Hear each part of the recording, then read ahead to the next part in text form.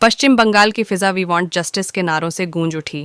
आपको बता दें कि RG Kar Medical college and Hospital में ड्यूटी पर एक महिला डॉक्टर के साथ बलात्कार और नृशंस हत्या की न्यायिक जांच की मांग को लेकर आज पूरे पश्चिम बंगाल में धरना प्रदर्शन जारी था।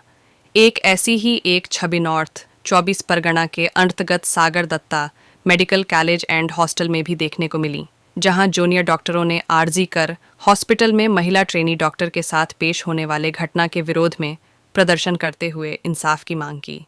हालांकि हॉस्पिटल में आउटडोर की सुविधा के बंद होने से मरीजों को परेशानियों का सामना भी करना पड़ा। इसके बावजूद हॉस्पिटल में डॉक्टर दिखाने आए मरीजों ने भी इस घटने की निंदा की और प्रशासन से इंसाफ की गुहार लगाई।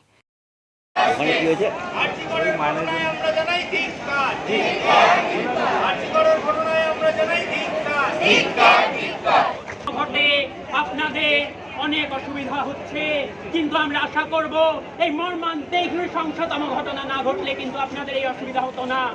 ডাক্তাররা সব সময় চায় আপনাদের সর্বোচ্চ সাহায্য করতে, সর্বক্ষণ আপনাদের পরিষেবা দিতে।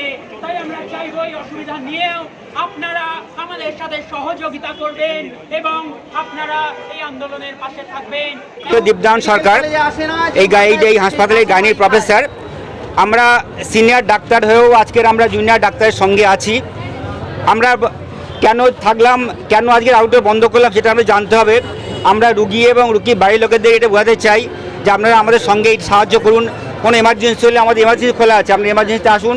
কিন্তু আজকে আমরা আউটডোরে বন্ধ রেখে এই প্রতিবাদ আমরা ছাত্র আন্দোলনের মধ্য দিয়ে, সাগর দত্ত হসপিটালের মধ্য দিয়ে সারা পশ্চিমবঙ্গ, ভারতবর্ষ ছাড়িয়ে সারা পৃথিবীর মধ্যে আমরা ছড়িয়ে দিতে চাই যে আমরা এই অপরাধটা যেন আমরা ফার্দার ভবিষ্যতে না হয়। সেই জন্যই আমরা আজকের এই সিজোয়াক জুনিয়র ছাত্রদের সঙ্গে আমরা সিনিয়র ছাত্ররা সমর্থন করছি, যাতে এই সংবাদটা চারিদিকে ছড়িয়ে পড়ে। নাইট ডিউটিতে অবস্থানরত অবস্থায় মেয়েটির এই অবস্থা হলো, এরকম তো আমরাও তো নার্সিং স্টাফরা নাইট ডিউটি করছি না, সুতরাং এর তো একটা বিচার চাই। সে তো অন ডিউটিতে সার্ভিস দিতে গিয়ে, পাবলিক সার্ভিস দিতে গিয়ে তার এই অবস্থা, তাহলে সেটা তার আমাদের নিরাপত্তা কোথায়? আমরাও তো এরকমভাবে নাইট ডিউটি করি, আমরা অনেক সময় একা একা মেল ওয়ার্ডে নাইট ডিউটি করি, এগুলো তাহলে আমাদের নিরাপত্তা কোথায়? এটাই বলতে চাই যে নিরাপত্তার দরকার। সরকারি জায়গায় একটা চাকরি করছে একটা মেয়ে, এইরকম দুর্ঘটনা ঘটলো, তাহলে আমাদের প্রত্যেকের নিরাপত্তাটা কোথায়?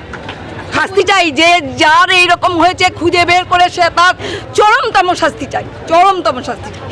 একটা মেয়ে একটা ওই অবস্থায় একটা এমবিবিএস কমপ্লিট করে তার first year PGT, second year PGT, কত দূর পর্যন্ত গিয়ে একটা মেয়ে যদি ওই জায়গাটায় গিয়ে ওই রকম অবস্থা হয়, তাহলে সাধারণ মানুষের, সাধারণ মেয়েদের কি ইয়ে আছে এখানে পশ্চিমবঙ্গে? যে এই ব্যবস্থা করেছে, যে এই অবস্থা করেছে, তার উপযুক্ত শাস্তি চাই, কঠিনতম শাস্তি চাই। আমি নিজেই একজন পেশেন্ট, আমার খুব একটা বড় হ্যামারেজ হয়েছে, তো আমি আজকে এসেছিলাম ডেট নিতে। আমার এখানে ডক্টর অনেক দিন ধরে একটা টানাপোড়েনের মধ্যে পড়ছি। তো আমার পরিষেবা আমি যদি হসপিটাল থেকে, প্রাইভেট হসপিটাল থেকে পেতাম, আমার যদি সেই আর্থিক উন্নতিটা থাকতো, তাহলে আমি আজকে এখানে আসতাম না। আর একটা মহিলা মানুষ হয়ে, আমি আর একটা মহিলার হয়ে আমি সত্যি রুখে দাঁড়াতে চাই, কারণ এখানে প্রত্যেকে ডক্টরকে দোষ দিচ্ছে, ডক্টরদের দোষ দিয়ে এখানে লাভ নেই। এখানে যে হসপিটালে হয়েছে, সেই হসপিটালের কর্তৃপক্ষ দায়ী এর জন্য। আমরা দেখেছি নিউজ, প্রত্যেকেই দেখেছি, এটা নিয়ে পুরো টোটাল পশ্চিমবঙ্গের মধ্যে একটা চাঞ্চল্যকর সৃষ্টি হয়েছে। আমরা চাই এর প্রতিবাদ, আমরা চাই একটা মেয়ে মানুষ হয়, আমরাও তো রাস্তাঘাটে চলছি, আমিও তো একটা পেশেন্ট। আজকে আমাকে আলাদা করে একটা স্টাফ নিয়েই যেতে পারে পাশের রুমে, যে আসুন আপনাকে আমি আগে করে দিচ্ছি কাজটা। পশ্চিমবঙ্গ সরকার থেকে যে কটা হসপিটাল আছে, আমি চাইবো একটা মেয়ে মানুষ হয়ে যাতে এই হ্যারাসমেন্টে দ্বিতীয়বার পড়তে না হয়। ওই এরকম নিরাপত্তা না পেয়ে তার যে আজকে এরকম একটা দুর্ঘটনা ঘটে গেল, এর জন্য আমি একটা মেয়ে হয়ে ধিক্কার জানাই পশ্চিমবঙ্গ সরকার, পশ্চিমবঙ্গ স্বাস্থ্য দপ্তরকে আমি ধিক্কার জানাই। আর যে আরজিকর হসপিটালে এই জিনিসটা হয়েছে, সেই আরজিকরের হসপিটালের কর্তৃপক্ষের যাতে চরম থেকে চরমতর সাজা সৃষ্টি হয়, সেটা আমি সবসময়